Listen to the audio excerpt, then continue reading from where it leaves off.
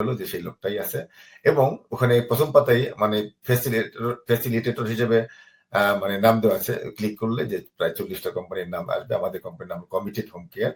তো সেখানে সে চুজ করতে হবে একটা কোম্পানিকে।